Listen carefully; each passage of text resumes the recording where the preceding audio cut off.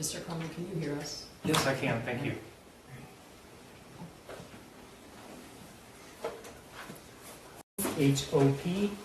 Hopkins. Go ahead, Counselor. Thank you. Sir, how are you? I'm here. Sir, do you work for the Oxford School District? I have been employed for the Oxford School District. I am currently on leave at this moment. Now, I'd like to direct your attention specifically to the fall of 2021. Were you working with Oxford School District at that point? Yes, I was. In what role? I was a counselor in Oxford High School. And tell us, please, what general duties are associated with that particular role? I managed a caseload of about 400 students.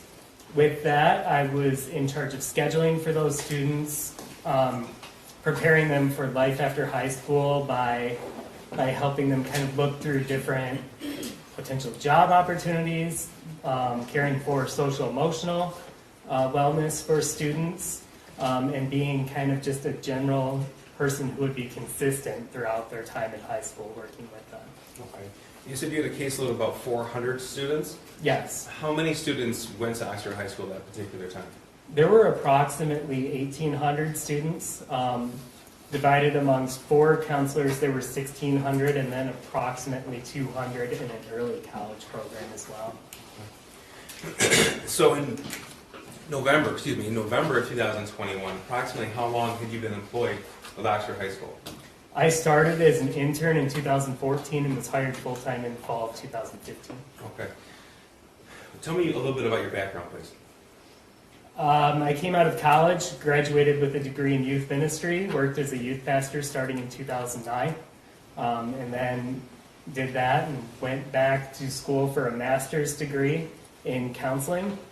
I graduated with that, actually walked in December of 2014 and started working in the high school thereafter. Okay. Now you mentioned your role included helping students transition into post-secondary either education or employment, scheduling, as well as social, emotional issues. Yes. Would one of those roles take precedence? It would ebb and flow depending on the time of year, but there was never anything that you did that was, this is the most important thing, because it was what student you were with at the time. Okay. To a senior going to college, helping them with that college application took precedence in that moment. To a student sitting in front of you with social emotional needs, that took precedence in that moment. So did you have regular check-ins with students, or was it an as-needed basis? It depended on what it was for. We did have regular meetings with students in regards to scheduling, but when it came to social emotional, that was more of an as-needed basis. Did your role as a counselor involve disciplining students? No, Okay. Who took care of that? that would have been the dean or our administration. Okay. In November of 2021, who was the dean? Nikki Jack. All right. And did you work with him a lot? No, I didn't. He was actually new to the district that year. Okay. So is there a reason why the counselor would be separate from the discipline of students? The counselor's role was to be a student advocate, to remain on the side of the student through difficult situations oftentimes, to give the student somebody that they could build that trust and rapport with, where the dean would be enforcing code of conduct. Okay. What code of conduct? What's that? The standards that are expected to be followed by students. Okay, so a rule. Would that be fair? That would be a part of it, Okay. yes. Yes. Now, in the fall of 2021, was Oxford High School in person, hybrid, or remote? Oxford High School was in person. Okay. Were all students and teachers wearing face masks at that point? Yes, they were. In the fall of 2021, what sort of issues would you face with the students' social emotional health? Social emotional health was definitely on our radar in the fall of 2021. Coming out of COVID, coming out of time being out from school, the anxiety that was associated with that time period, we saw a lot of issues for students, whether it be anxiety, whether it be depression, and in a few cases, it was suicide attempts. Now that year, did you encounter any students who actually had attempted suicide? I did. How many? At least 4. Sir, are you familiar with the term suicidal ideation? Yes, I am familiar with that term. Could you please explain to us what that means? Suicidal ideation Your Honor, I'm is... going to object to relevance. Judge, I believe this witness will testify that he indicated that the defendant's son was expressing signs of suicidal ideation that was expressed to the defendant. Well, that was his belief at the time, right? So I'm going to allow it. Thank you. What's suicidal ideation?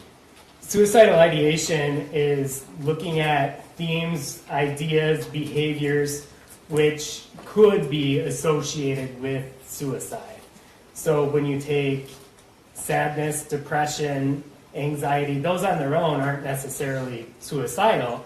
And when we look at them, we may see somebody who's not actively suicidal, that may not be expressing a date or a plan or a method, but we see themes that, if left unchecked, could be associated with potentially becoming suicidal.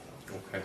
Now, as your role as a counselor at Oxford High School, as you dealt with students who were expressing suicidal ideation, separate from those who actually attempted suicide, Yes, could you put a number on how many?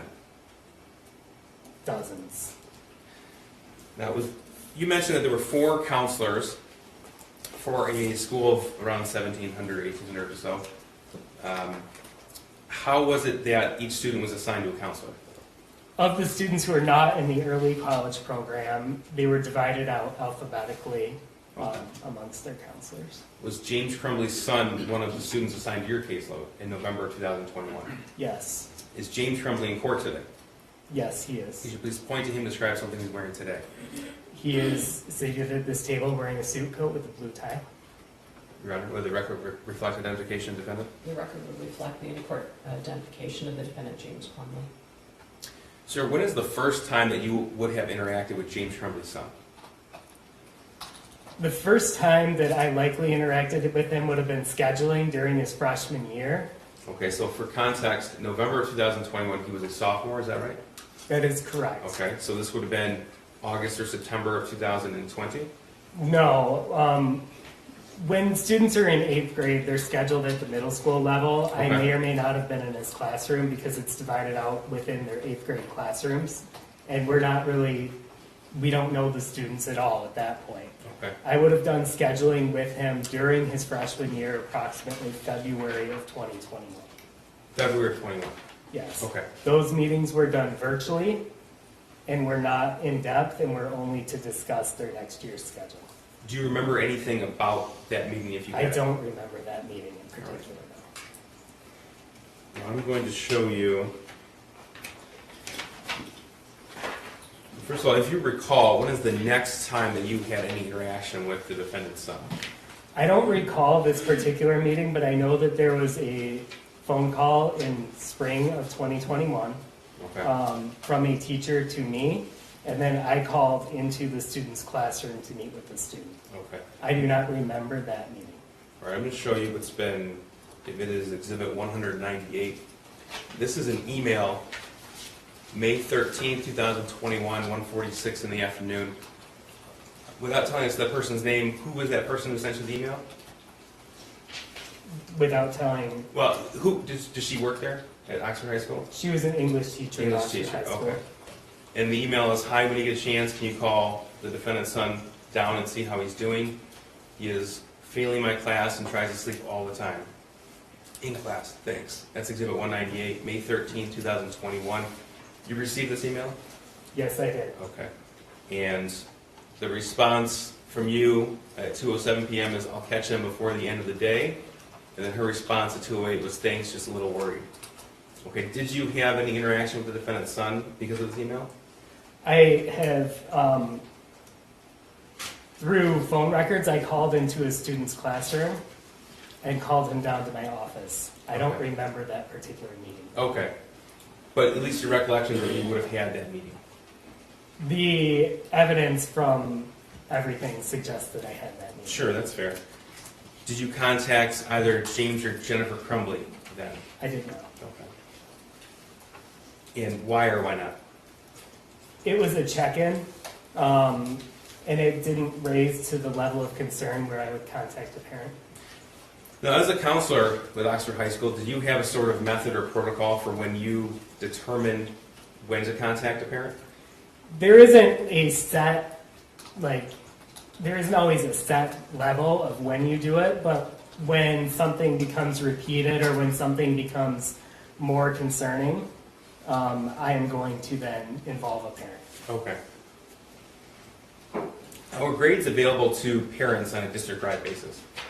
Yes, they are. They are available through a system called Power School, which is available online Okay, and that's the system that a parent can log in daily if they would choose to. as often as they would like. Now, the next interaction you had with the defendant's son would be September 2021? I did not actually have an interaction with the defendant's son. I received information about the defendant's son. Okay, I'm showing you Exhibit 199. This is an email from a different teacher to you, September 8th, 2021? Yes. Okay. And why don't you go ahead and read the email here that you received? Hi, Sean. Could you please touch base with student? In his autobiography poem, he said that he feels terrible and that his family is a mistake. Unusual responses for sure. Okay, that is September the 8th, 2021. Do you recall any interaction with the defendant's son at that point? I do not. Okay. Now, do you recall any meetings, check-ins, or phone calls from September to November of 2008 or 2021? No. So to give context on this, what I did was have a conversation with the teacher to gain a little more context of what was meant by the email.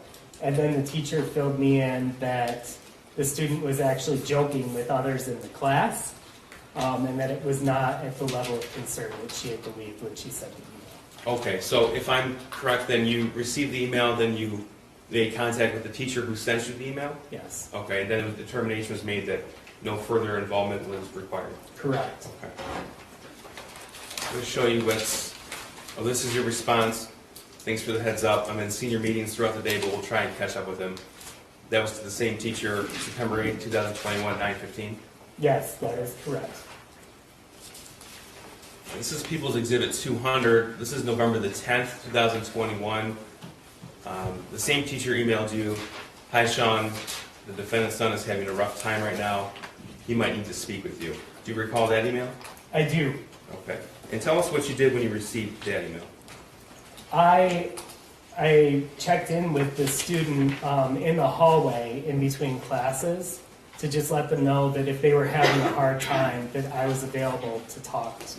Okay. And here's your response at 4:44 p.m. "I'm sorry, I was in a meeting through the end of the day. I'll catch up with them." Yes. So you recall that interaction with the defendant's son? Yes. Okay, tell us about that, please. It was in between classes. I believe the morning after I had responded to this email. And I just spoke to him briefly in passing to let him know that if he needed to talk for any reason, that I would make myself available for him. Okay. Did you make a decision to contact a parent at that point? I did not. Okay. You did not contact a parent? I did not contact a parent. And tell us why, please. Because I wanted to gain any information from the student and allow the student the opportunity to talk.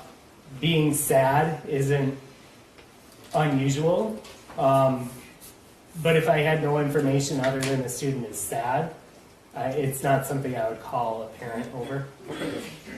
Now, when's the next time you had any interaction with the defendant's son? November 29th. Right, I'm going to show you what's been admitted as People's 201. This is an email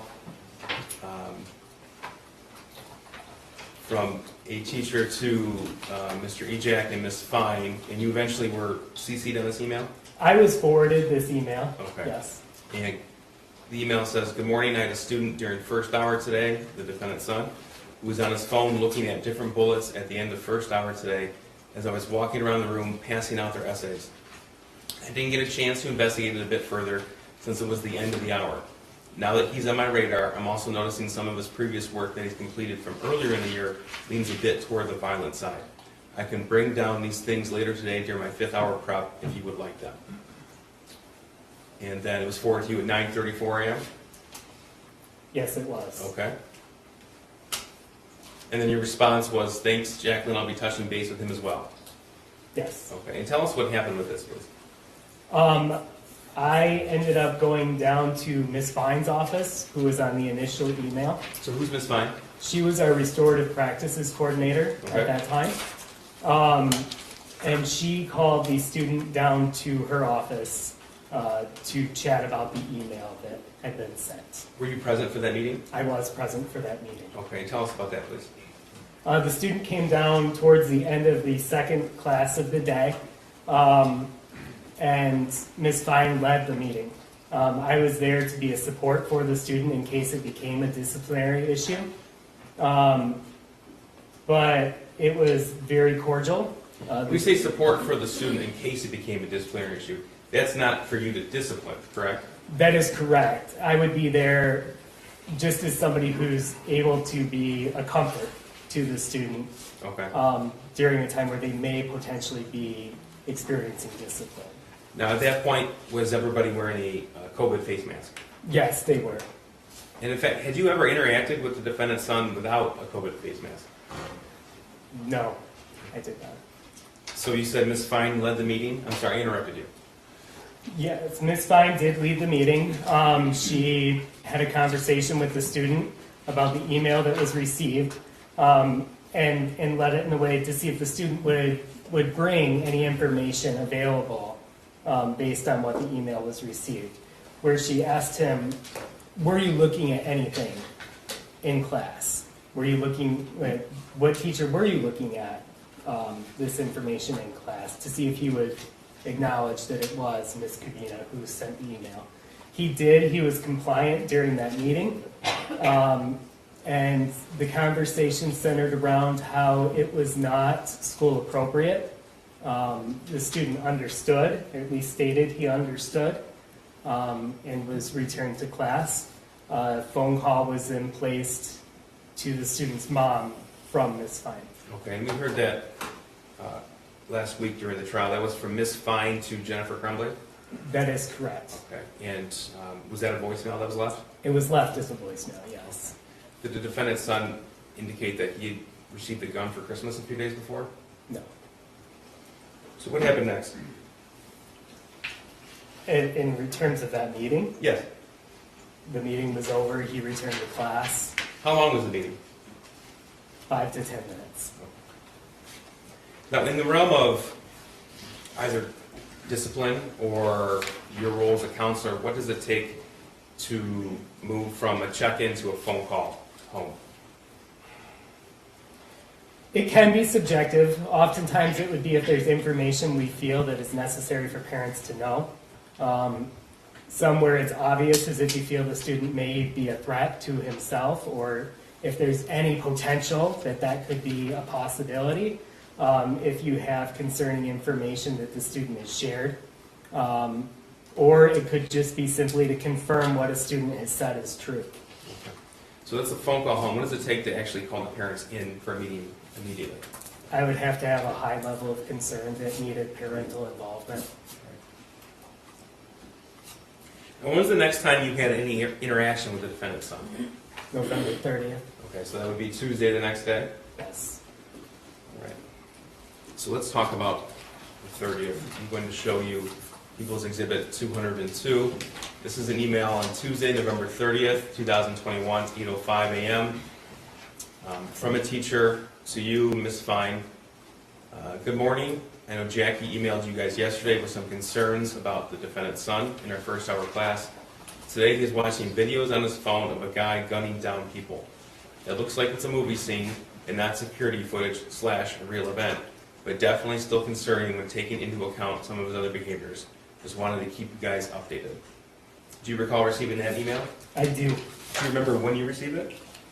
It was sent at 8:05. I believe I saw it approximately 20 to 30 minutes later. Okay. And what was your reaction when you received this email? My initial reaction was frustration of a student that just had a conversation about school appropriate behavior. And I wanted to make sure that I met with him. Okay. So this is Exhibit 203. This is from another teacher to you at 9:32 a.m. again, Tuesday, November 30th. Here's the photo I took of his paper in case you need it, with a picture of a math assignment. Now, what happened in between the time you saw this email, and it was sent at 8:05, to this email sent at 9:32? So I was on the phone with other parents at the time I received the first email. And when I was done with that phone call, at that time, Mr. Ejak actually was in my office as I was wrapping up the phone call. Okay. He had been presented with a picture of the math assignment from the math teacher and wanted to make sure I was involved in that This picture? conversation. I don't know exactly what it was. I know he was showing a picture on a cell phone. Okay. I would believe it was the initial one, but I do not know that for a fact. I never saw the cell phone. That's fair. So he wanted to involve me in a conversation with the student about the math assignment, and I wanted to talk to the student about the email that had been sent that morning. I do not know if he was on that email, Mr. Ejak was on that email about the watching the video or not. Okay. So we talked about the email from that morning. We're referring to this email regarding Yes. the video. Yes. Okay. So this is the information I had at the time that I was making a decision to meet with the student, and Mr. Ejak had the information that there was a math assignment with something on it. So at the time that you decided to meet with the defendant's son, you hadn't even seen this picture yet? That is correct. Okay. So Go ahead.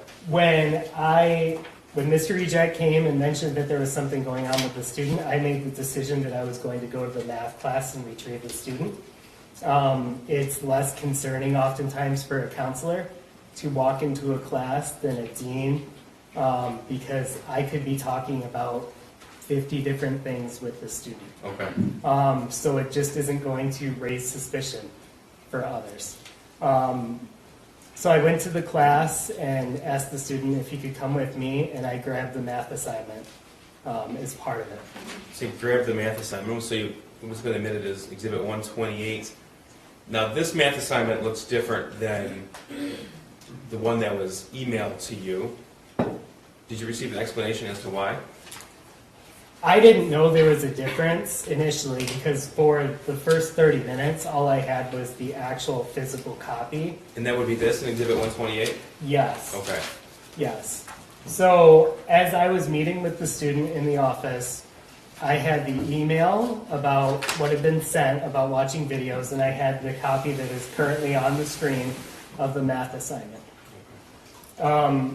So I initially asked the student, what was it that you were watching in class? Why am I receiving an email from a teacher one day after I know you just had a conversation about what's appropriate in school and what's not?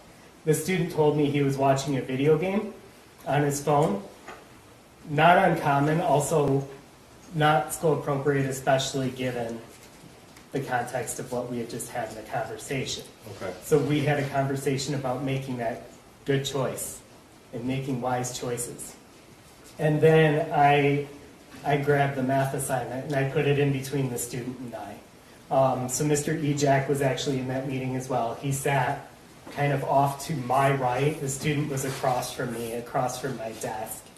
And I asked him, okay, so we can talk about, making good choices in the classroom, but let's talk about this. And I put the assignment in between us. And what stood out to you when you saw this? Well, I wanted him to explain it to me, but some of the things that actually stood out to me the most were what was written on it. Because I read something like, the thoughts won't stop, and I could read help me underneath it being crossed out. Is this the part right here that I'm highlighting? Yes. Okay. I read harmless act. I saw what looked like one body, and my initial concern was that this student's drawing some things that lead me to think he might hurt himself. Okay. So I asked him to explain what's on here, because I didn't want it to just be me interpreting what he wrote. I wanted to hear what he had to say about it. And he told me initially that it was a video game, that he liked drawing video game characters, liked that area of entertainment, and that he wanted to go into video game design. So then I told him, okay, you can tell me that, but let's explain these words. Here you write the thoughts won't stop. Here you write harmless act. And here you write, I'd have to look at it, I think it was like my life is useless or something like that, where he crossed it out. This part that's highlighted right here? Yeah, and I said, that doesn't sound like a video game to me. So I take it then you didn't accept his explanation of the video game? Not in totality, no, because I wanted to gain more context. So did you make a decision at that point to do something? Well, as he continued talking, he then started talking about things that were going on in his life. What do you mean things that are going on? Well, he mentioned that school's been tough during COVID, that a family member had passed recently, a family dog had died. He said a friend moved away, and as he was talking, I just kept hearing all these themes of sadness. What was his demeanor like? Appropriately sad. It matched what he was saying. Okay. And so at that point, I told him, okay, this is a lot that you've got going on, and I want to make sure that we get you help. And so I told him, when I hear all of this, what I do is I'm going to call a parent. And I asked him, is there a parent you'd rather I call? He told me mom would probably be easier to get a hold of. So I called mom first and left a voicemail. This would have been approximately 20 to 25 minutes after the meeting started. Okay. So at this point, I just decided that it was enough that I wanted to involve a parent. All right. You said you called mom first and left a voicemail. I did. Did you also call the defendant, James Crumbley? I did, and it was right after leaving a voicemail.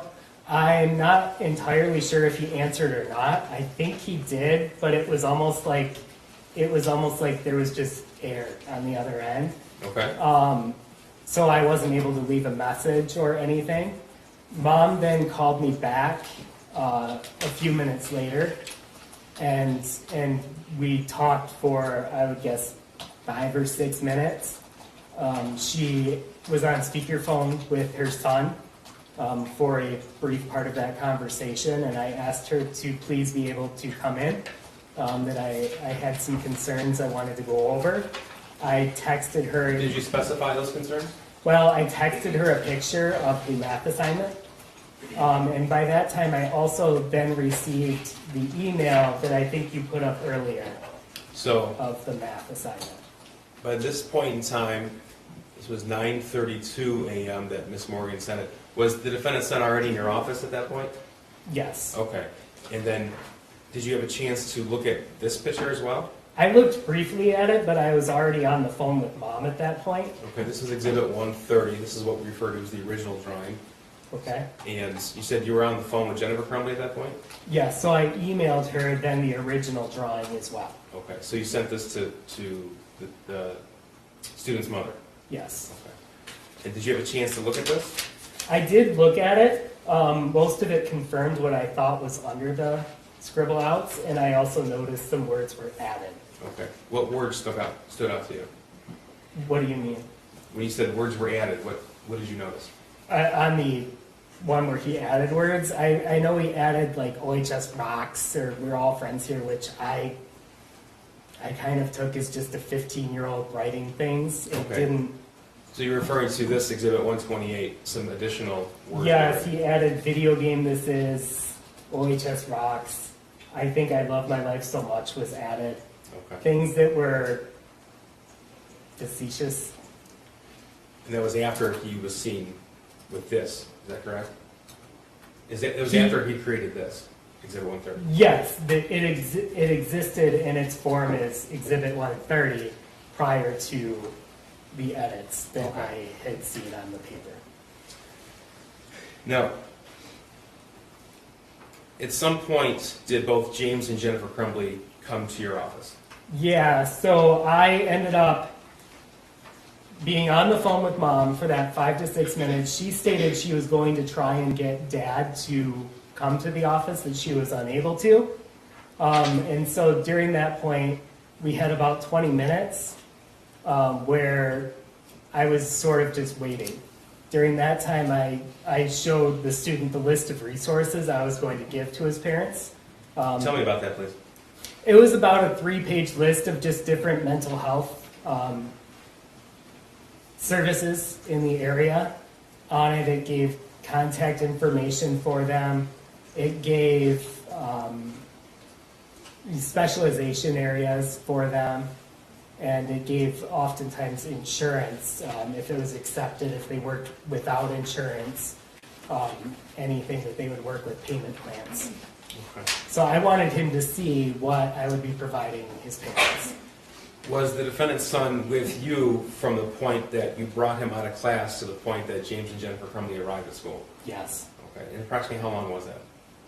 It was approximately an hour and a half.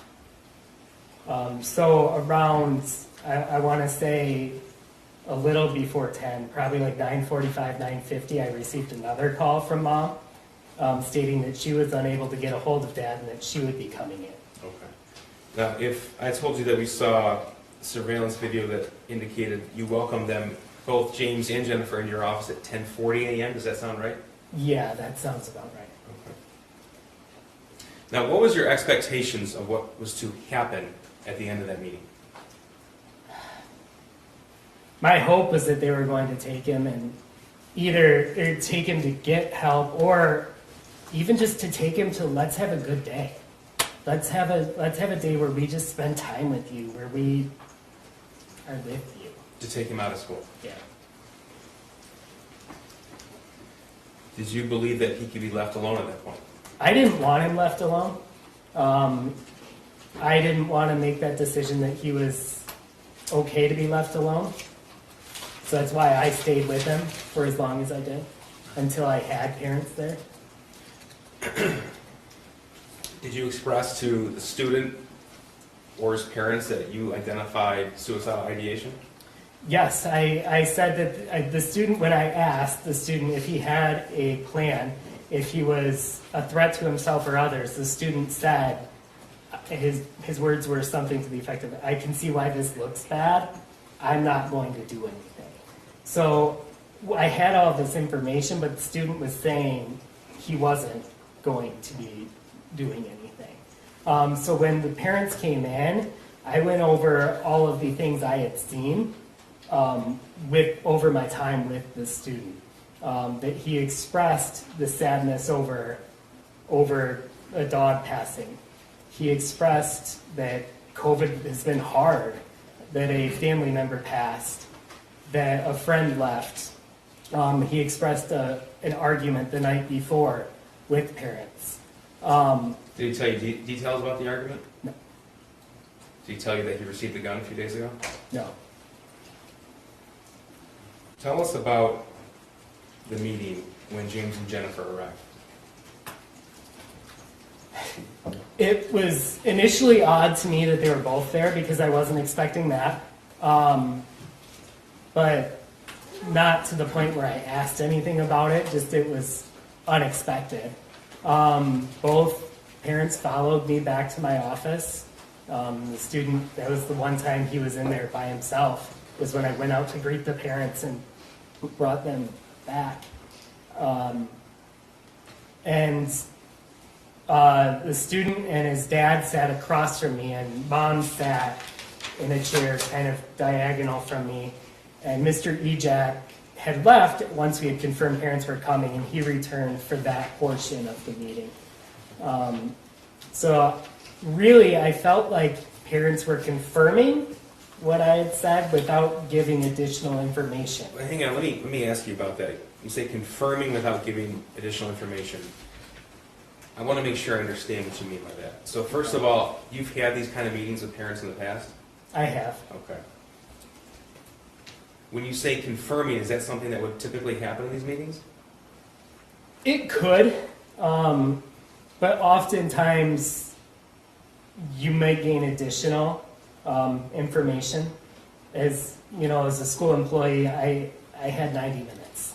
Okay. He's 15 years old. So did James or Jennifer give you any additional information? No. So tell me what you did and what was said. So to start off the meeting, I asked Mom if she had received the phone call from the previous day and that those events were true. She said yes. I talked about how the student had expressed these different areas of sadness, that his dog had passed, yes. Family member had passed, yep. Friends left. And all of those were just confirmed. Were there any details about the circumstances of the friend leaving and the impact on their son? I didn't know any details about it. No. They didn't share any with you? No, I'm sorry, I interrupted again, go ahead. it's okay. So a lot of it was, I felt like I was bringing information and they knew it, but I wasn't gaining information.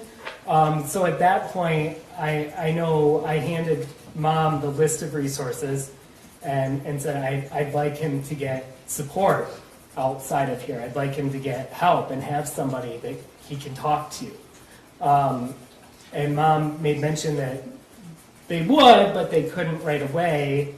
So I told Mom that I wanted him to get help as soon as possible, today if possible, and was told that wasn't possible. Okay, told by James, Jennifer, or what? By Jennifer. Okay. James at that time, to my memory, was talking with his son. Do you recall what he said? I remember it, yes. He was looking at the math assignment with his son. When you say math assignment, are we talking about It's this one? the hard copy. So we're referring to this, Exhibit 128? Yes. Okay. And he was talking to his son and mentioned that, you know, you have people you can talk to. You can talk to your counselor, you have your journal, we talk. And it felt appropriate at that time, but At that point, did he share any details about anything you had discussed? I don't recall any additional details, no. But my concern at that point was that there wasn't any action happening. When his wife said that they can't, did he protest that? No. So you said you had a concern that no action was happening, so what did you decide to do? Well, I told them that with getting help, I said I wanted to see movement on within 48 hours, and that I'd be following up. Okay. So if the shooting didn't occur, what was your plan? I was going to meet with the student the next morning and see if they had had conversations about it, if they had made some plans to move towards some sort of therapy. And if that didn't occur, what were you going to do? I was going to call Child Protective Services. Now, generally speaking, within Oxford High School, is it preferred to send the student home when an issue arises, or keep the student at school?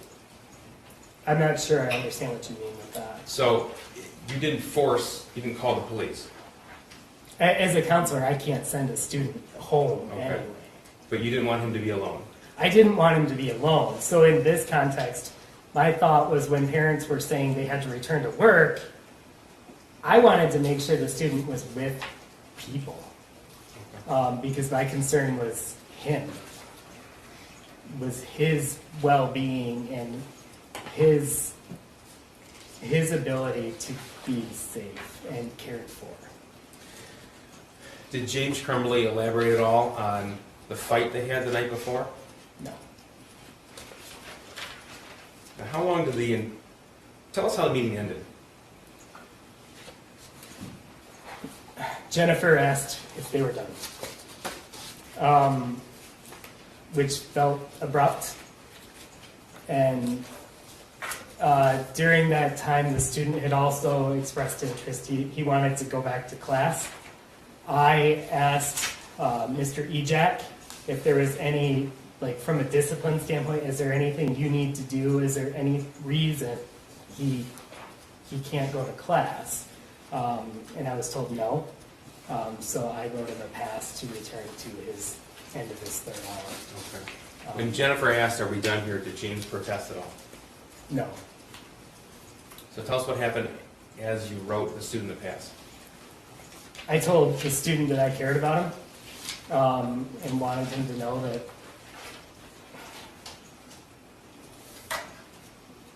I just wanted him to know that. Did either James or Jennifer say that to him? No. Mr. Hopkins, do you have any knowledge of firearms? Very limited. Would you know what this firearm depicts? What kind of firearm? A handgun. Is that the extent of your knowledge? Yeah. What about this bullet here? A bullet. Just a bullet?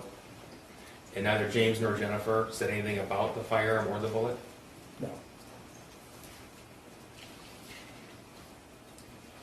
Now, you indicated that you passed on a 3-page list of resources for mental health providers.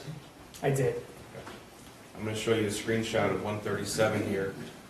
In James's hand, does this appear to be that list of resources? Objection. I would say that calls for speculation. I don't think Mr. Hopkins knows what's in Mr. Crumbley's hand. Do you know what's in his hand? I know that it's multiple pages of paper, and I handed in a stapled 3-page piece of paper.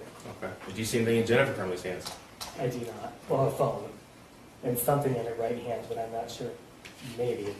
I see a phone.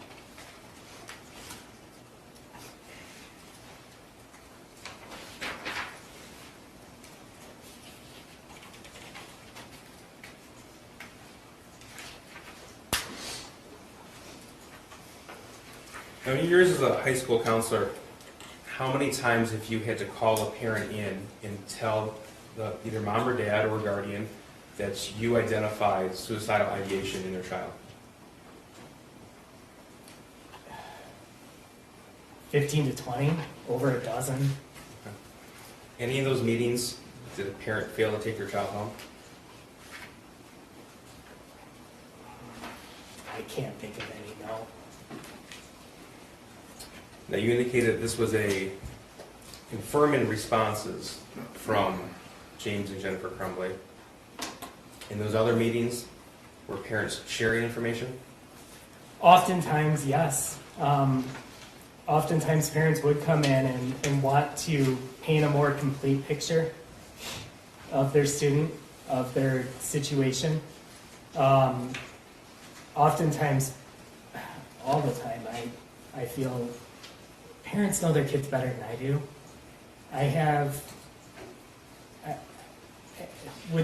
If all I ever did was meet with students, I might have 2 hours a year with each student.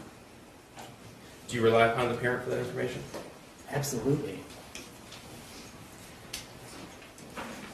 I have nothing further. Thank you, Judge. Cross. Yes, Your Honor. Thank you. All right, now comes the fun part. Let's see what the cross happens here. I'm looking forward to this. I'm going to go back to your first interactions with Mr. Crumbley's son. I'm not going to use his name, so if for some reason the way that I'm referring to his son confuses you, just let me know. Or if we're using too many he's, does that make sense? Okay, I will do that. Thank you. So your first interactions with Mr. Crumbley's son were in the fall of 2020. Well, fall of 2020. No, it would have been spring of 2021. Okay. So it would have been before the 2021 school year. Yes. And that was for planning his class schedule, is that correct? That would have been the main reason that we would have met with every freshman. And then I had that email that was displayed earlier from his English teacher. The May of 2021 email. Yes. And after that May of 2021 email, you didn't specifically recall having a meeting with Mr. Crumbley's son. I don't have memory of that meeting, no. In fact, you went back and reviewed your records and determined that there appears to have been a phone call. That you called him down to your office? I called into his class and called him down to my office. Okay. But you don't remember ever meeting with him? I don't remember the meeting. You did not contact Mr. Crumbley or his wife after that May of 2021 email? That is correct. So other than discussing Mr. Crumbley's son's class schedule with him, and then maybe meeting with him in May of 2021 about that email. You don't recall any additional interactions with Mr. Crumbley's son before November 10th of 2021. That is correct. In September of 2021, you received another email from a teacher which was displayed, I believe it was exhibit 199, which would be an email from a teacher talking about a poem. Am I understanding that correctly? Yes, that he had a class assignment of writing an autobiography poem. And he had said to that teacher he'd made some concerning statements in that poem. Yeah, so if I can give a little more context to this was actually a Spanish class, so the poem wouldn't have even been in English. Okay. So he used words in Spanish, That is my understanding after talking to the teacher. and the Spanish teacher had concerns about the Spanish words that he used. That is my understanding based on the email. I also followed up with the teacher and gained further context about it. Right, and as a result of gaining further context, you were not concerned. Because the teacher lowered the level of concern for me, yes. So even though your response that you were going to catch up with Mr. Crumbley's son, even though that's in the email, you didn't actually meet with him because you had the conversation with the teacher. That is correct. Again, you didn't notify James Crumbley or his wife about the teacher's concern in September of 2021. No, I did not. And you didn't forward them the email. No. And that was because in your mind, based on the information that you had, there was nothing to be concerned about. Well, I just gained further context from the teacher and made the decision based off of that information. And had no concerns. I think that you're putting those words in to make it a little more extreme, but what I would say is I gained context and made a decision based off of that. And if you had been concerned, if you had had sufficient concern, you would have reached out to Mr. Crumbley or his wife. If it had raised the level of concern where I felt I needed to, I would have, yes. So then on November 10th of 2021, you received another email from a different teacher. From the same teacher. Oh, thank you for correcting me. It was the same teacher. She asked you to check in with Mr. Crumbley's son on November 10th. She said he might need to speak with you. And she said that she believed he was having a hard time. She said he's having a rough time right now, he might need to speak with you. The next day, you responded and indicated that you would check in with him. Later that evening, after the school day was over, I responded, I believe. So you obviously couldn't have met with him that day because the school day was over, correct? She sent the email at the end of the school day, and I responded approximately 2 hours after the end of the school day. So you couldn't have met with him that day because the school day was over. Is that fair? He would not have been there. So you would have met with him the next day. Yes. And do you believe that you did meet with him on November 11th? Yes. You spoke with him in the hallway. Yes, I caught him in between classes. You simply told him that you were available if he needed to talk. Yes. There was no further discussion with him at that time.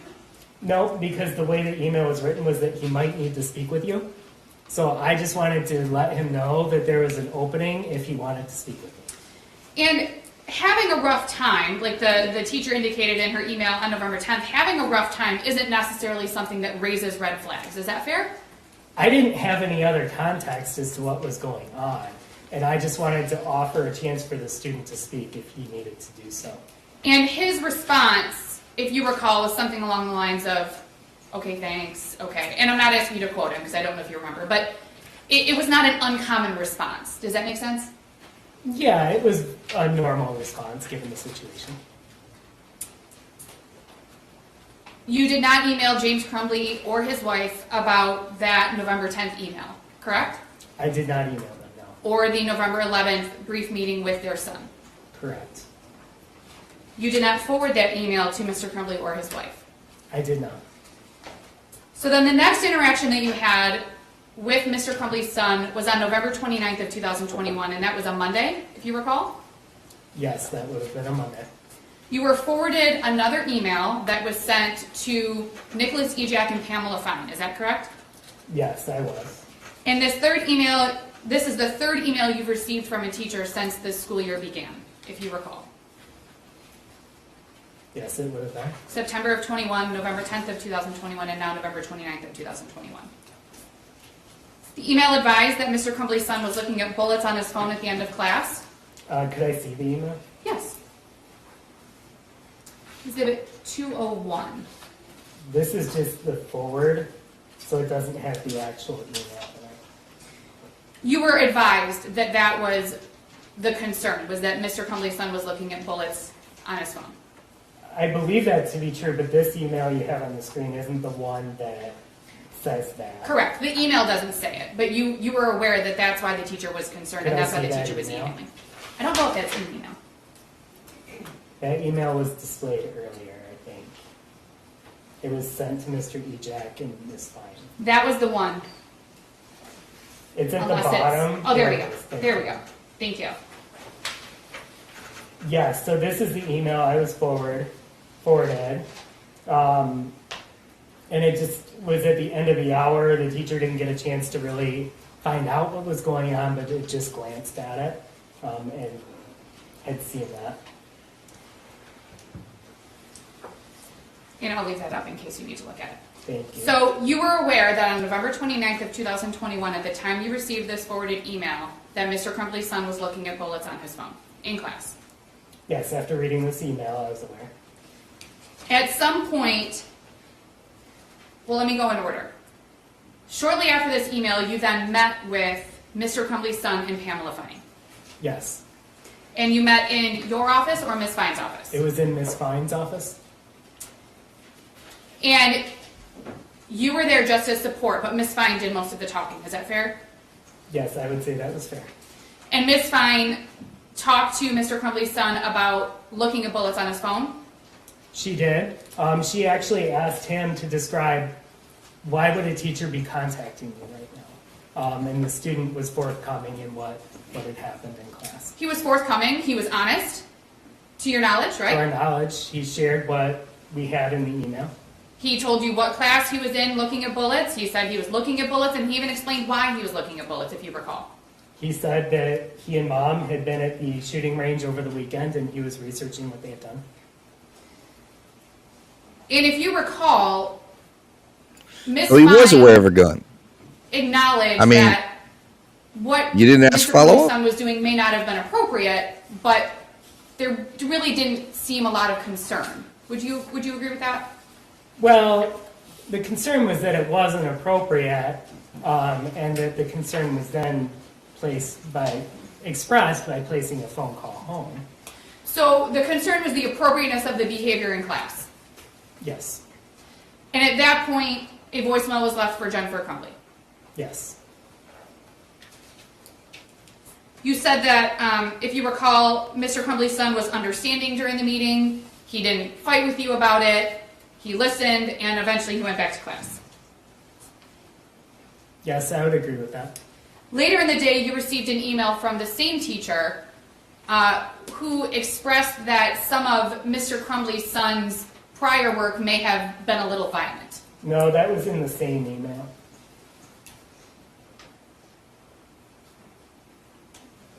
It's in the same email? It is. Or was it in an email sent later in the day? No, it's in the same email from that morning. It was up on the screen. It's at the bottom of it. The one that was originally sent to Mr. Ejak and Ms. Fine, Yes, that was later forwarded to you. yes. You didn't see any of those assignments prior to meeting with Mr. Crumbley's son. That is correct. If you had seen those assignments, it probably wouldn't have changed your approach to the meeting, correct? Because the approach was really more about the appropriateness of the behavior. Is that I fair? mean, it's a hypothetical of what we would have done. We acted on the information we had. And the information that you had was that he was looking at bullets in class. Yes.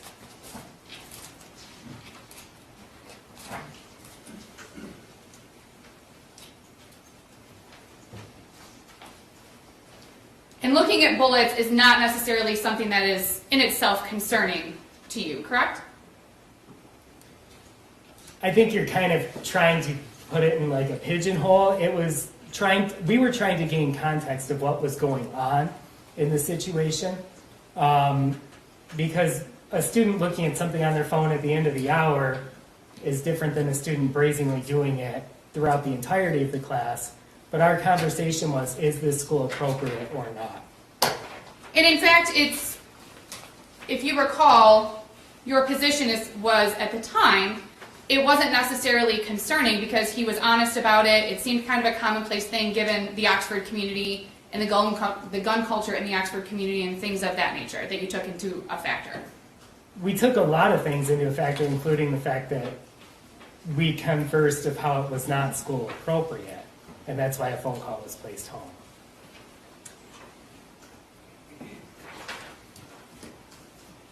As I just indicated, the Oxford area was and may still be a hunting community if you know. Okay? I'm asking. People hunt who live at Oxford. In 2021, you would classify it as a hunting community. I would say that there are people who are hunting, yes.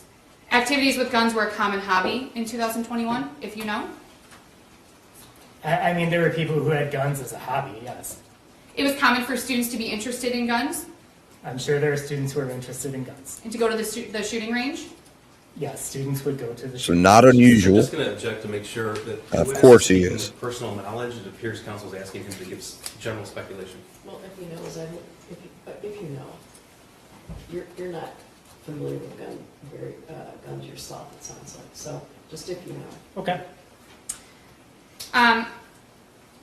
Students going to the shooting range isn't viewed as unusual or concerning in and of itself. Is that correct?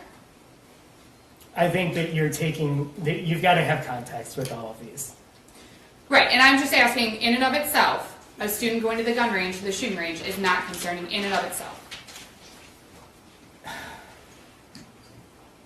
It depends on the context. Because the student weightlifting is not concerning in and of itself unless they're doing it inappropriately, right? So you're taking something that's a broad Well, what was statement that inappropriate can about the way have they wide went to the gun context. range? And on November 29th of 2021, Ridiculous. Mr. Crumbley's son told you and Miss Fine that he'd gone to the shooting range with his mom the weekend before. Correct. That in itself was not concerning to you. He did it in a way that was appropriate.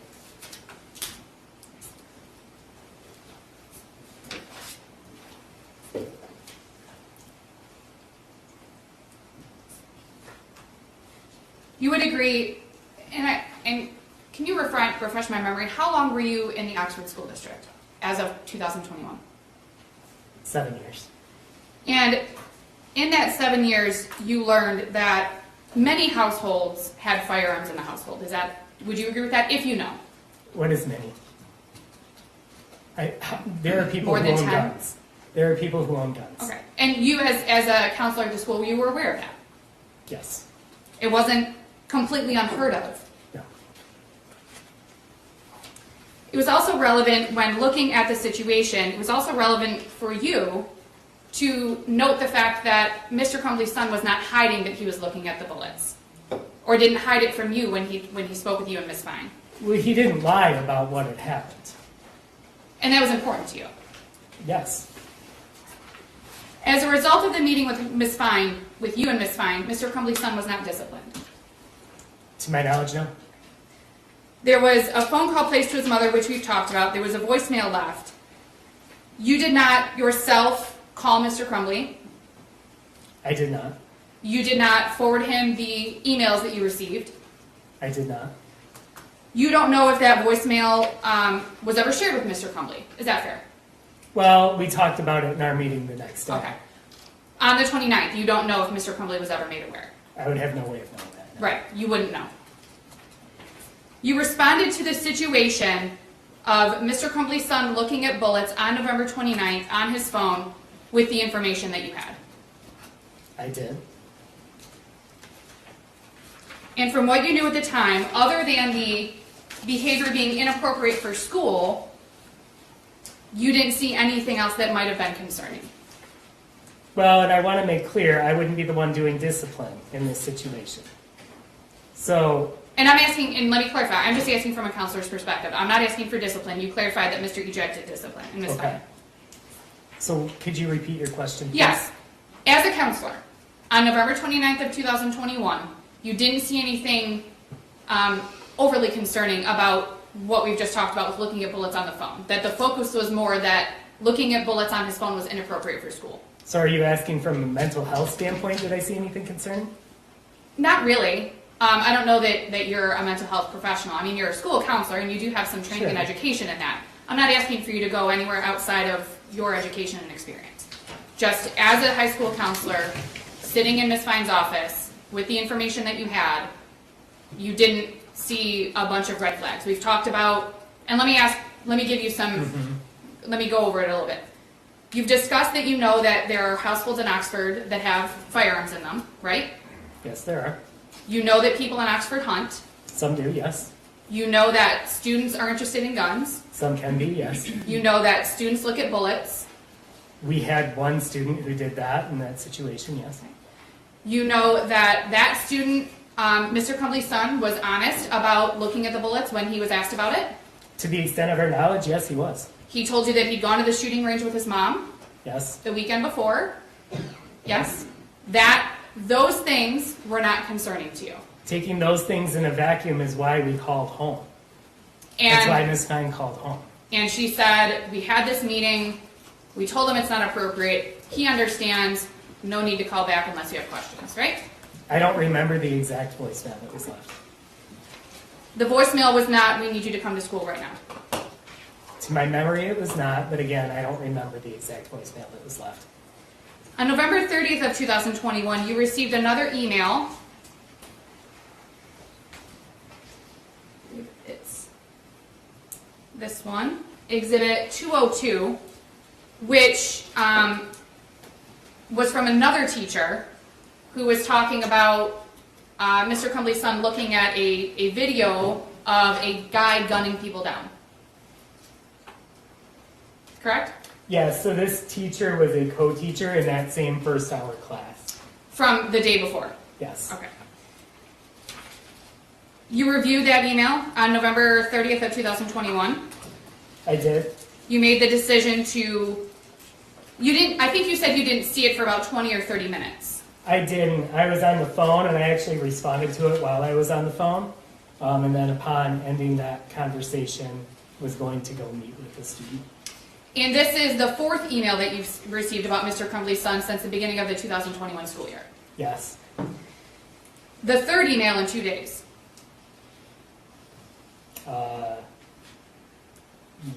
Is it?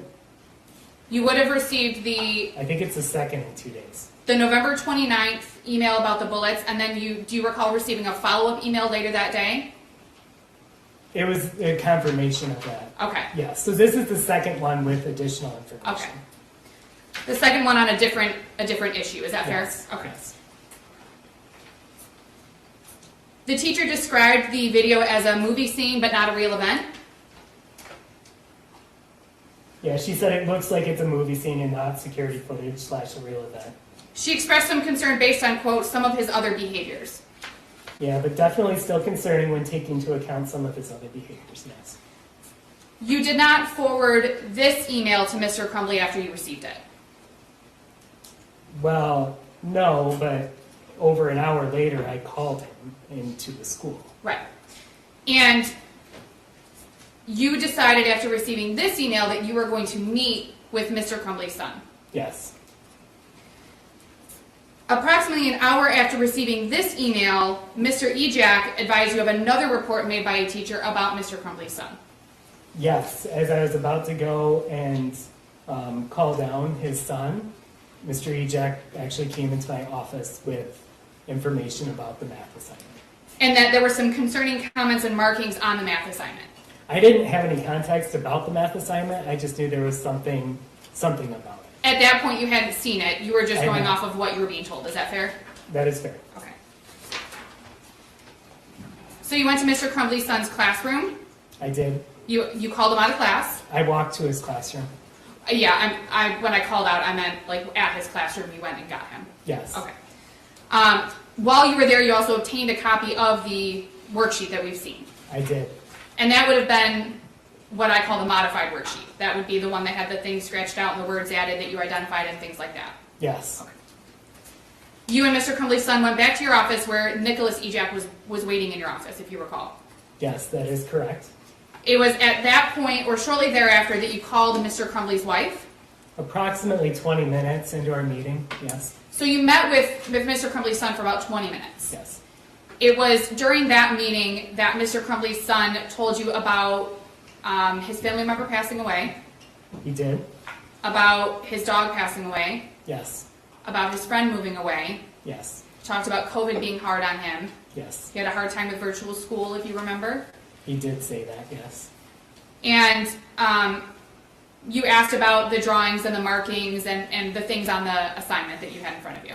Yes, I asked him to clarify what was going on in the assignment, but I also talked about the email I had received, and I had also talked about in context of the conversation we had yesterday. Okay.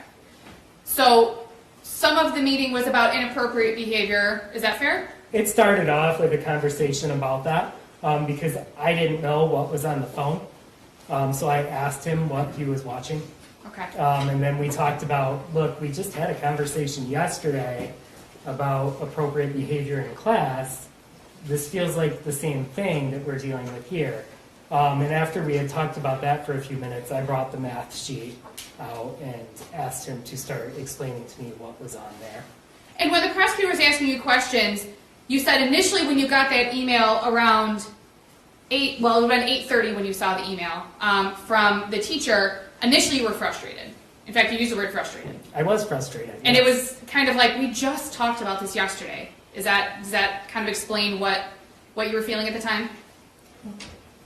Yes, I would say that it was, we just had a conversation about this. Why am I hearing about something similar again?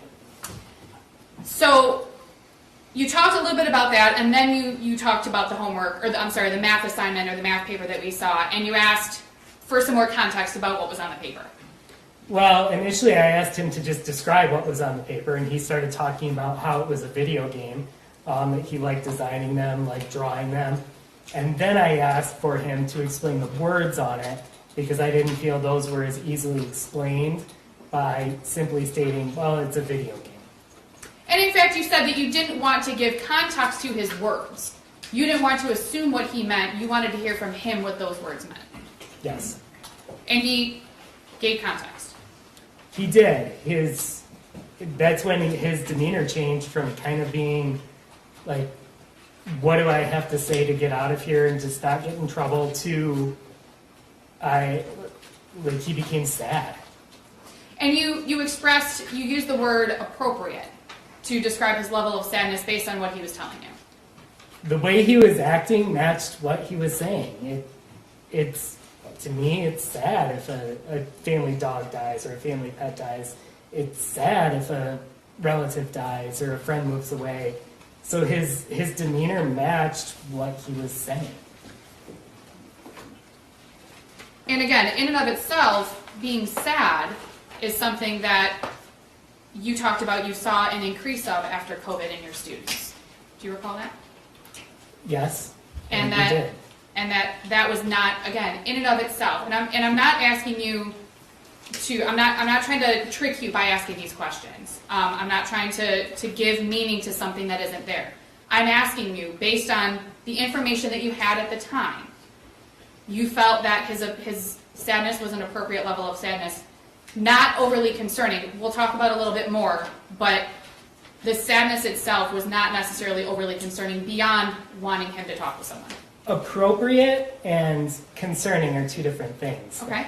When I say appropriate, I mean it matched with what he was saying. Something can be an appropriate response, but also be heavily concerning, right? Like, I don't know a good example off the top of my head, but what I'm saying is his demeanor matched with what he was saying, but to me it was concerning, which is why I called parents. Right, exactly why you called parents. So if he had been sitting in front of you and talked about these losses and was kind of like, yeah, it's no big deal, it's not a big deal, that could also be concerning. It would be a different type of concern, Okay. yes. If he said, I lost the top to my pen and was crumbling in pieces and falling into a puddle of tears on your floor, that would be concerning, but for different reasons. It would be memorable and Okay. concerning, yes. So the losses that he experienced, you agree, I think we can all agree, were significant. I think when taken in totality, yeah. And he was showing you that he was sad. Yes. He was also expressing during this meeting that he had concerns about missing class, if you recall. He did, especially as after classes changed, which is a normal thing. He expressed that he was worried about missing his chemistry class, which was his next class after the math class. So during that time, Mr. Ejak went and retrieved his belongings and went to go get homework for his chemistry class. And I'm going to go over that in just a second too, but if you recall, and I don't know if you pay close attention to your students' attendance, but if you recall, Mr. Crumbley's son had pretty good attendance. He did. He didn't miss school a lot. No, he did not. If you recall, his grades weren't great. No, but he was on track for graduation. He was passing. I believe he was failing one class at the time, and it was not by much. So he was close to passing all of his classes. One of them he was failing, but close to passing. Yes. So his attendance and his grades obviously were not overly concerning to you. I wouldn't say overly concerning, but a student who cares about class and wants to, he had expressed an argument the night before and wanted to go to class, had expressed, frustration of missing school during COVID and just that entirety. So it wasn't strange at that point to have a student not want to miss class. Right. That wasn't odd to you at all, given his history. Now, if he were somebody who missed school all the time and was failing all of his classes, he's like, I really want to be in school, I really want to do my homework, you might feel a little differently. Is that fair? I would say it was in line based with the information I had. Okay. And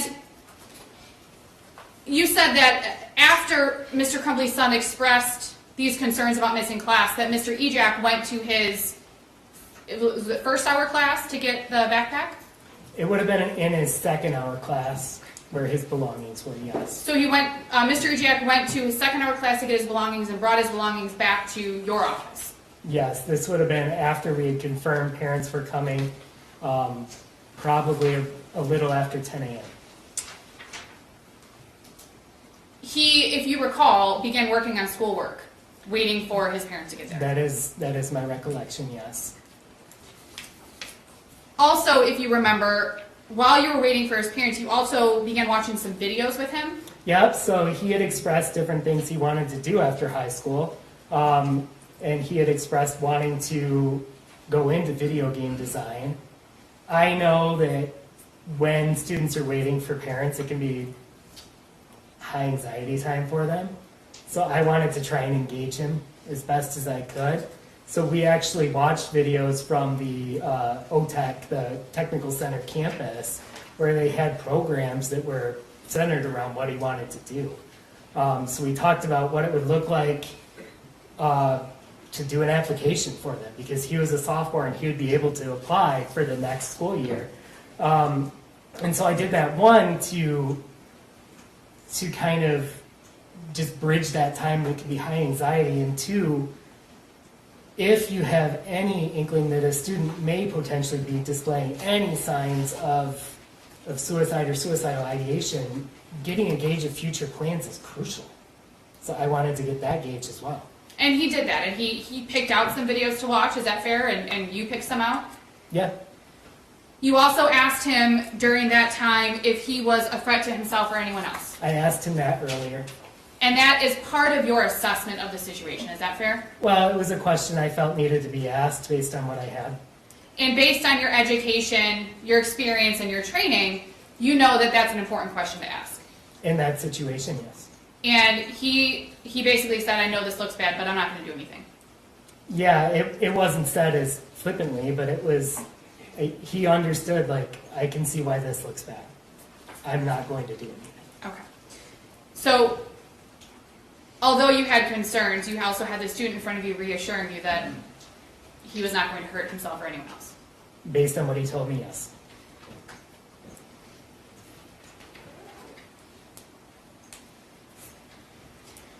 Mr. Crumbley and his wife arrived at approximately 10:30. I think that there was some time lag between them getting to the school and actually getting into your office of about 10 minutes, if you recall.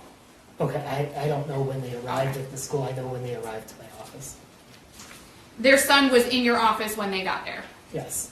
Mr. Ejak came into the office after Mr. Crumbley and his wife came into your office? Yes. Okay. Because at some point he'd left while you were sitting with Mr. Crumbley's son. He left once we had confirmed that parents were coming. Mr. Ejak comes back in. When Mr. Crumbley and his wife walk in, I just want to lay the room out a little bit. So there's your desk. You're on one side. On the other side was Mr. Crumbley's son. Yes. There was a second chair in front of your desk.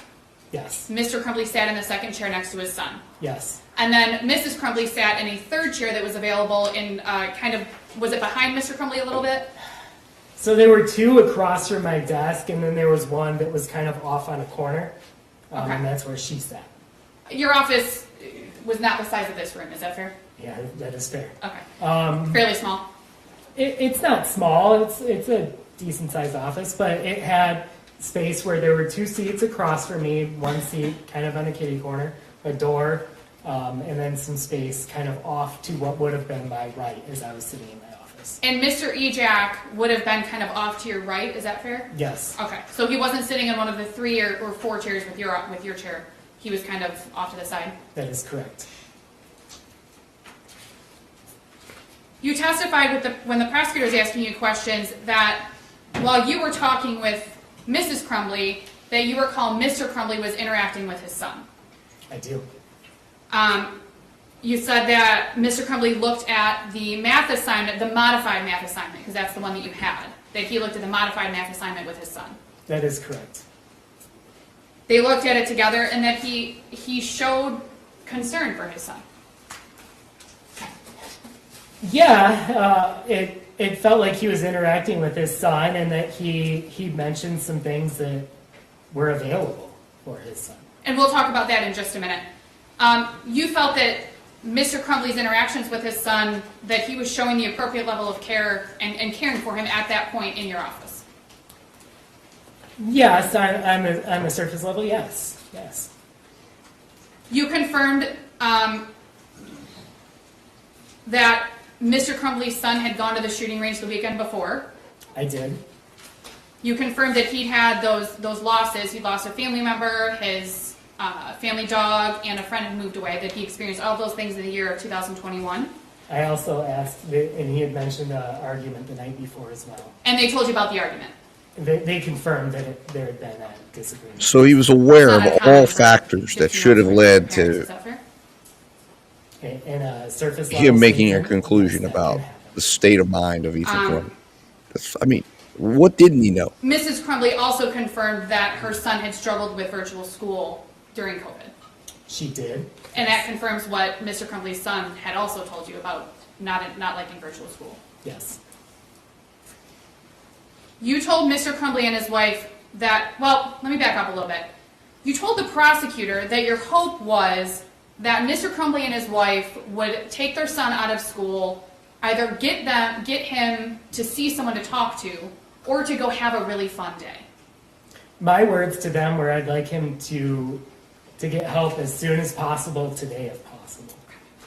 And so you expressed to them that you wanted him to get help as soon as possible today, if possible. Yes. And Mrs. Crumbley said, we can't do today, we have to go back to work. Yes. They assured you, though, or at least you felt assured, that they were going to get him help. They were not against it, and they made it seem as if it would be something that they would be willing to do. Okay. So you handed these 3 sheets of paper to one of them. They didn't toss it in the garbage, right? Not in front of me, no. Right. They didn't scoff about it and say, we're not doing this. They took the paper. Right. So you had no reason to believe that they weren't going to get their help, either at some point, get their son help, either some point that day or as soon as possible. Based on the conversation, no, but that's also why I planned the follow-up meeting with the student the next day, was to ensure that there was some movement. And you planned the follow-up meeting kind of in, and I don't mean this in a disrespectful way, but you kind of planned that in your head, like this is my next step. Yes. Okay. You didn't express that during the meeting. No. In the meeting, you expressed that you were going to follow up in about 48 hours. Well, because when Mom said that today wasn't an option, I said 48 hours then, I'll be following up. Okay.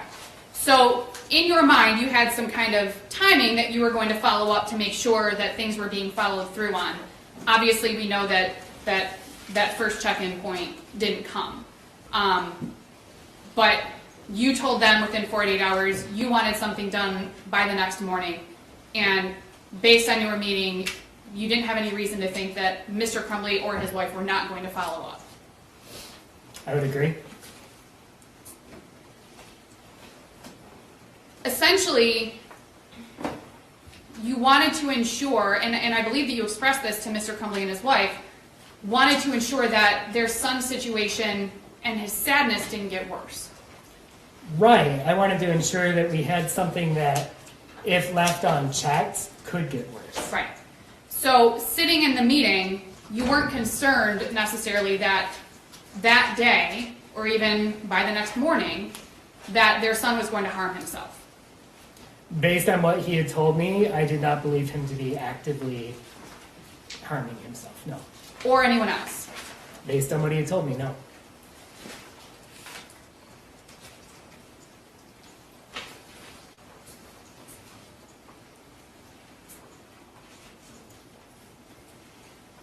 Mr. Crumbley's son expressed that he wanted to stay in school. He did.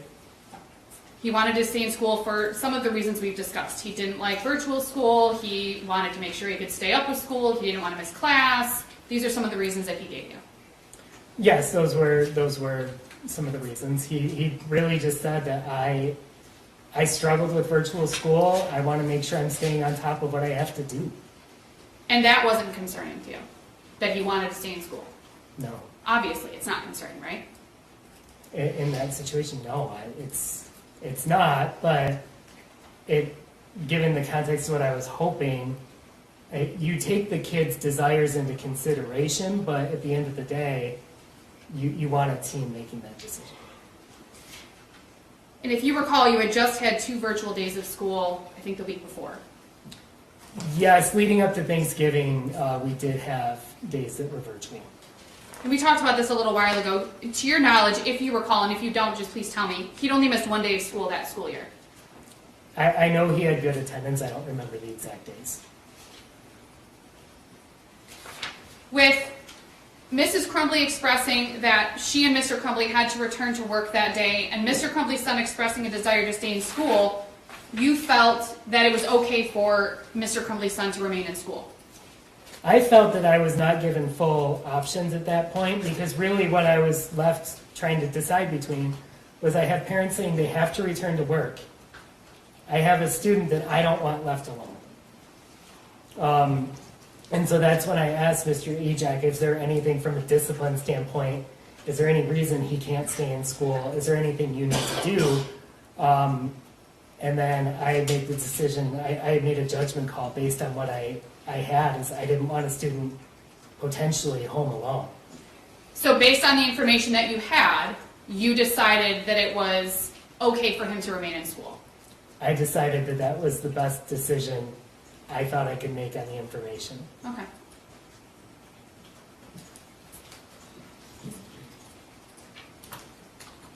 Based on that meeting, Mr. Crumbley's son, to your knowledge, was not contemplating suicide. You said that he had suicidal ideations, but that's different than being actively suicidal. It is. The student stated that he was not actively suicidal. You knew that he had been to the gun range with his mom the weekend prior. Yes. You knew at a minimum that he had access to a firearm the weekend before because he went to the gun range. I knew that he had been to a gun range and had used a firearm at a gun range, yes. You did not ask him on November 30th of 2021 if he had access to a firearm. I did not. You had no reason to look into whether or not he had access to a firearm. Would you agree with that? Based on the information that you had.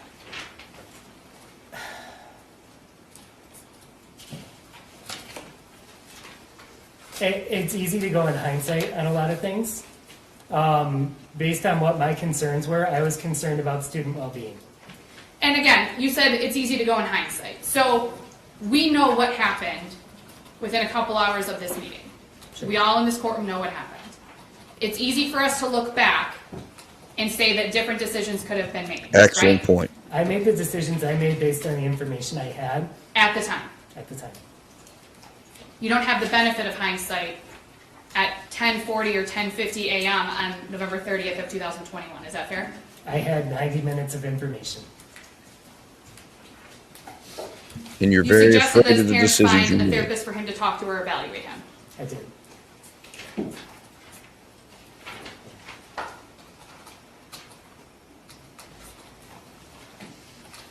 You have had experience with parents who have refused to provide mental health treatment to their child. Is that accurate? Do you recall that?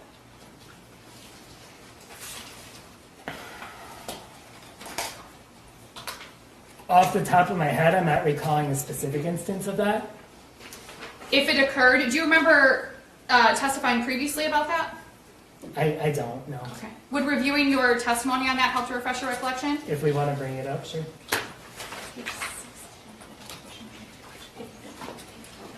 May I approach, Your Honor? Sure. Thank you. If you would like to read the highlighted portions, Mr. Perkins, thank you. You can just read that to yourself and let us know if it refreshes your recollection, all right? Thank you, Your Honor.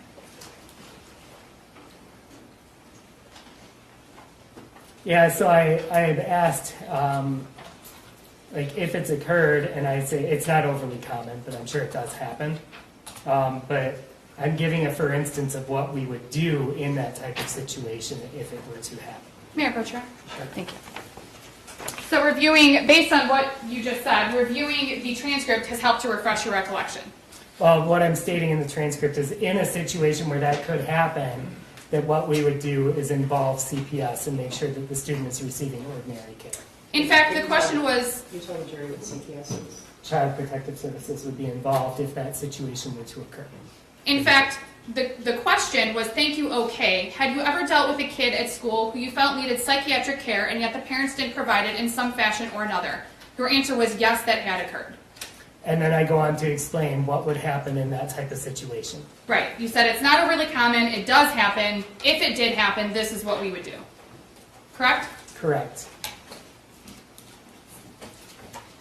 And I know I've asked this a couple of times, but you didn't have any reason to believe on November 30th of 2021 that James Crumbley or his wife were not going to follow through and obtain a therapist for their child to talk to. I didn't have enough time to know if that would happen or not. Given our context of our conversation, no, I didn't have reason to believe that at that time. If you recall, the meeting with Mr. Crumbley and his wife and their son concluded at approximately 10:50 in the morning. That sounds about right, yes.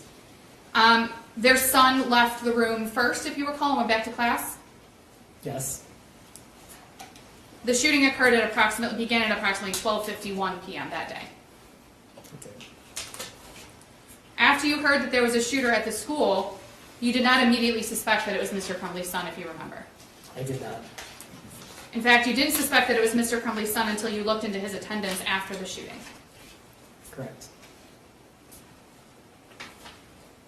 This is also after Mr. Crumbley's son had already been arrested. Quite a bit after, yes. I'm going to talk about just a few things. Just go back to your direct testimony with the prosecutor.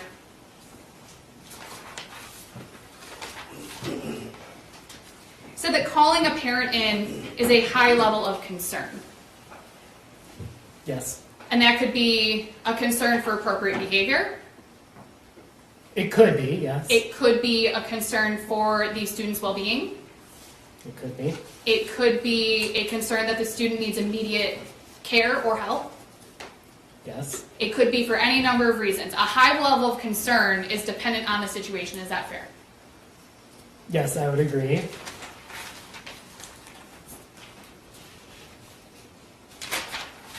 You're concerned with going to Mr. Crumbley's son's class on November 30th of 2021 is you specifically mentioned that you went because it doesn't basically raise concern or red flags if a counselor goes down to get a student out of class.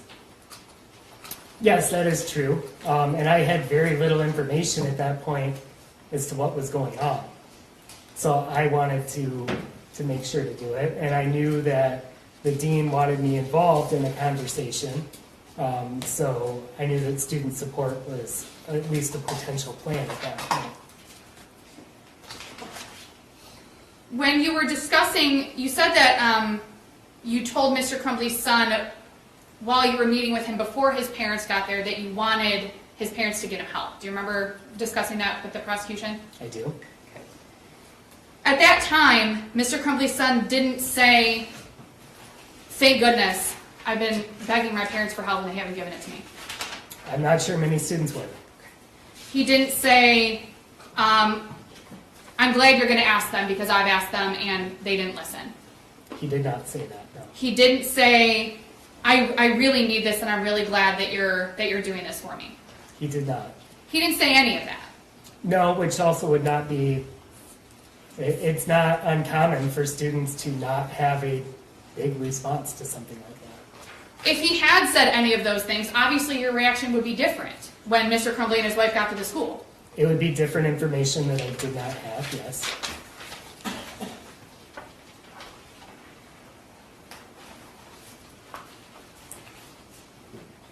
And when Mr. Crumbley and his wife were at the school, they also didn't say anything about, or Mr. Crumbley didn't say anything specifically about, wow, son, you really did need some help. You've been asking me for it, right? No. The discussion was simply looking at the math assignment, the modified math assignment, and then Mr. Crumbley expressing to his son, you know you have people to talk to, right? That was a piece of it over the 10 minutes, yes. That they've talked. Mr. Crumbley and his son have Yep, spoken. he did say that they talked.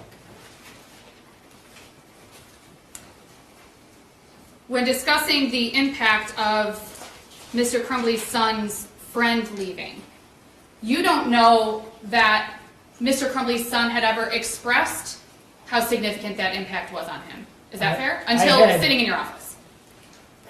I had very little context, even when he was in my office, over what that was.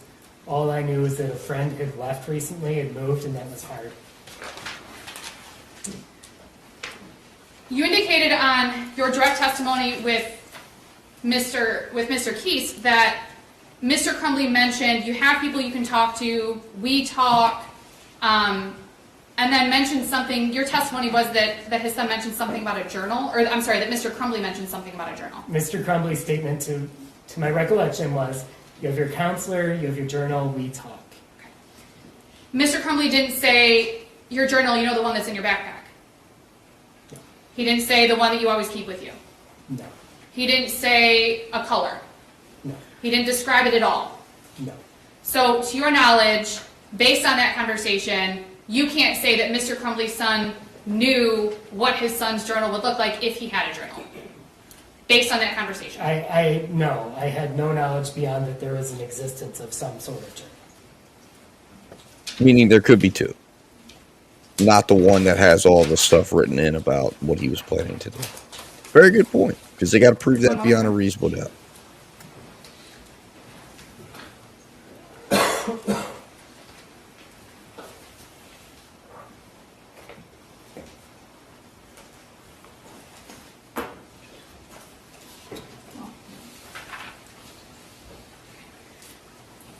Mr. Hopkins, you made decisions on November 30th of 2021 based on your education, your training, and your experience, correct? That was a piece of it.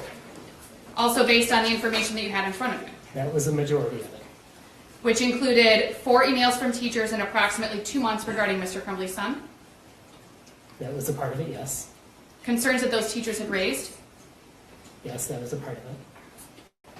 much of which you did not share with Mr. Crumbley prior to that November 30th meeting. Is that fair? Correct. It was shared during the meeting. Based on all of these things, you did not believe that Mr. Crumbley's son was an immediate danger to himself, I did not believe that, no. nor did you believe that he was a danger to anyone else. Based on the information I had, no. I have no further questions. Thank you. Mr. Hopkins, it appears that information and context would be important to you in these kinds of meetings. Yes, it would. Okay. Now, did James Crumbley tell you that November 30th wasn't the first time that his son asked for help? No. Did James Crumbley tell you that his son asked for help in April of 2021? No. Did James Crumbley tell you that despite that, never once was an appointment with a medical health provider set up? No. Did James Crumbley ever tell you that as early as June of 2021, his son had obtained his own firearm? No. Did James Crumbley tell you that his son had been begging for a 9mm firearm? No. Did James Crumbley tell you that his son actually sent him a screenshot of a 9mm for sale a few weeks before the meeting? No. Did James Crumbley tell you that his son actually obtained a 9mm just 4 days before this meeting? No. Did James Crumbley tell you that the 9mm he obtained looked identical to the 9mm that he drew right here on this picture? No. Did James Crumbley tell you that he worked for DoorDash, he hadn't begun work that day, and he could have taken the son home? No. Did he tell you that when his son was talking about his friend leaving, it was actually his only friend? No. So you took what you learned from the defendant's son, you described those losses he felt as significant, I did. and that's without knowing all that information? Yes. You mentioned that you had hoped that a decision about a student would be made by a team. I did. Who's on the team? The student, the parents, and any caring adult at the school. And did either James or Jennifer Crumbley share any information with you? I did not. Had they of, what would you have done? Objection, Your Honor, speculation. She asked the same question on cross. Did you ask that question? She asked, what would you have done? Talking about calling CPS and such. No, actually, that was related to if they had, She asked if they had not obtained treatment for their son yes, by the following day or within 48 hours. if they had refused, actually, if they had refused. Big to difference obtain there, mental Mr. health treatment, Keast, what would he have done? jackass. Not, I'll rephrase, Judge, that's fine. Mr. Hopkins, you testified earlier that your plan was to call Child Protective Services within 48 hours? Yes, And that's based upon just the information that you learned from the defendant's son? it is.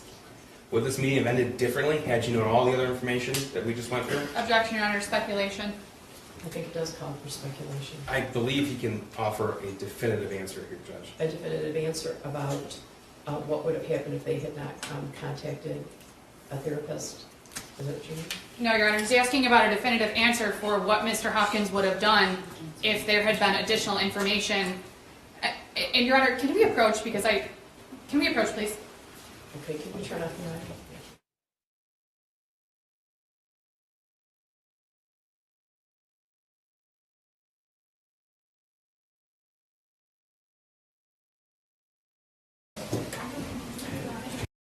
I did not.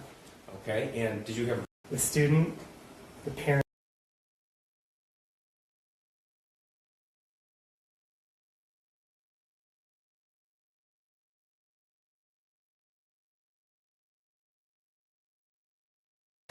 on cross-examination that you didn't ask the shooter on November 30th if he had access to a gun? Do you remember that? I do. And your response was what? I did not. Okay, and did you have reason to ask him about that? At that time, I didn't feel I did. And you were asked about the shooter's recitation of what happened, Claire? Are you stating I asked that? No, you were asked that. Oh, by cross. Okay, so you learned on November the 29th and November the 30th that the defendant's son went to a shooting range with his mother that prior weekend. I did. Did James Crumbley tell you that the shooter actually shot his new gun? No. Thank you. I have nothing further. You can step down when you're excused. You guys need a break? Thank you, Judge. All right, so about a 10-minute break. All rise for the jury.